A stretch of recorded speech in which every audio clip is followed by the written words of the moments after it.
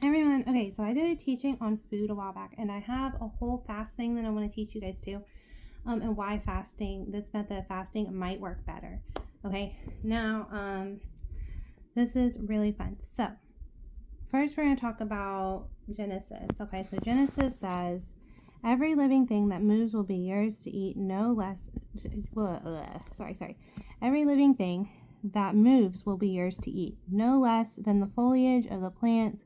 I give you everything, with this exception: you must not eat the flesh with life, that is to say, the blood in it. And I shall demand account of your life, blood too. I shall demand it of every animal and of man as regards to his fellow man. I shall demand account for human life. He who sheds the blood of a man, by a man shall his blood be shed. For in the image of God was man created. Be fruitful then and multiply, teem over the earth and subdue it. So he's kind of talking a little about the meat of the animals too, because Adam and Eve used to only eat plants, but eventually it was given to them that they could eat meat. You see, so now the reason is because the animals populate, and then they can overpopulate, which could cause a problem. So God made hunters and gatherers like Rebecca and Isaac to help subdue the earth. So basically what they're saying here is, if you do eat animal meat, don't eat the blood, because the blood is what the life is in the blood. Okay, so if you eat the blood of the animal, it would be as if you literally like ate the, I don't know how to explain that. Anyways, basic teaching: don't eat the blood of the animal. So that is what gives the animal life. So they say don't eat that, or the life would be required of you. So then what they taught is, okay, so basically making a case for those vegetarians who say you will live longer if you don't take animals. It's kind of like, it sounds kind of like, I know we don't use the word karma as Christians, but it's kind of like a karmic teaching. So they say to fast and abstain from meat. So, then we have this one, because like all the food is clean, so you can eat any meat. It says, hear me, all of you who understand.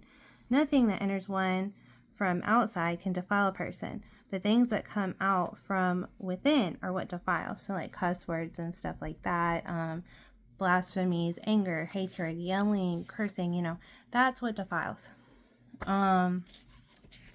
So all meat in that verse was made clean.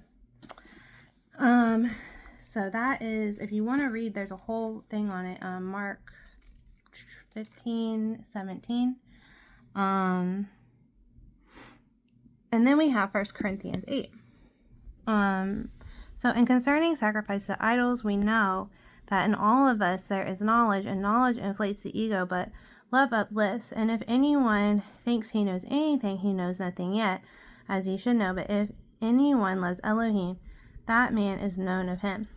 And as to the eating of the sacrifices of idols, therefore, we know that an idol is nothing in the world, and that there is no other Elohim but one.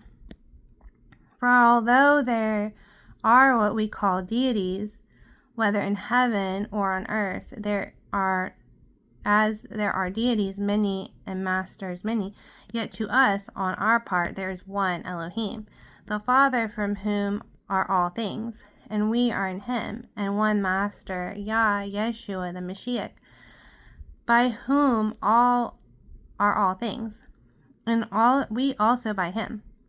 But there is not this knowledge in every man, for there are some who, in the present time, in their conscience, eat as an offering to idols, and because their conscience is weak, it is defiled. But food does not bring us near to Elohim, for if we eat, we do not abound, and if we do not eat, we are not in want.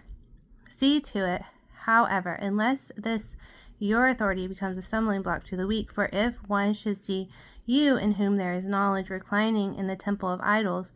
Will not his conscience, seeing that he is a weak person, be encouraged to eat what is sacrificed? And by your knowledge he who is weak, and on account of whom the Mashiach died, will perish. And if you thus sin against your brothers, wound the consciences of the weak, you sin against the Mashiach. And so, if food is a stumbling block to my brother, I will forever eat no flesh, or else I should be a stumbling block to my brother. Then what I wanted to tell you, okay? Now, he's basically saying all food is clean and you can eat, but he's just saying I would rather not eat than cause you guys to stumble over eating and drinking, so, anyways, but what I want to tell you is if you give up meat, like as a fast, that is you not killing anything for a day. Let's say you go a whole day, so it's Lent, and we're talking about fasting. Okay, so if you go without meat, you went a whole day without meat, and the plants and are also life. So if you go a whole day without eating, you preserve life. You preserve the plant life. You preserve the animal life. So God preserves your life because you're preserving. So it's a better way to fast that way, thinking I'm saving when I do this, you see, than it is to be like, feeling sorry for yourself. So that's why he says, like, when you're fasting, wash your face, make yourself look presentable. Don't act like you're suffering. Like, this is the day you are preserving others and all the planet. So this is the day you get preserved, and it's going to build preservation because it is written, I will show mercy to the merciful. Blessed are the merciful, for they will be given mercy. And you know how it says, as you judge, so you will be judged, and as you condemn, so you will be condemned. So if you choose to judge and not to eat meat one day, you will be blessed with more life, you see. And same with plant and anything else. So that's a whole day where you preserve life, see. So, and veggie fasts are fine, because you preserved, like vegetables don't have blood or heart or anything like that, but they are still one with the Sacred Heart and help our hearts. So, it's good to just do a fast from meat sometimes, and then one of the biggest fasts is the Daniel fast. No meat, no wheat, no sweets. And also, if you have mental illness or mental health, you might want to try the Daniel fast just to clear up inflammation, because that is a great way to clear up inflammation, because once you cut gluten and bread, the inflammation in the brain goes down, and then you can get well and better. So I just wanted to share that knowledge with you guys, because I don't know if God, we afflict our souls with fasting, but as a sub level that might be helpful, but I don't think God wants to hear the poor bees. I think God wants to see that we love, and it's not always about the poor bees. Sometimes it's about the saving graces.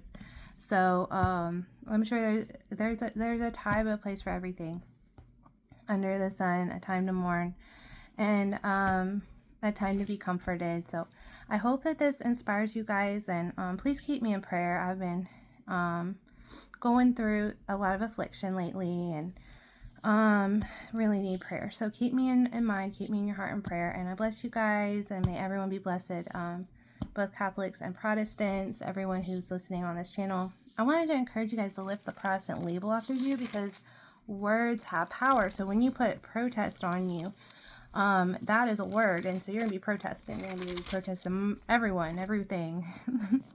So, because words have power. So if you lift that word label off of you, you will have probably more wholeness and rest from the protesting, because Daddy is Papa's salvation and Papa's safety. I just wanted to share that with you guys.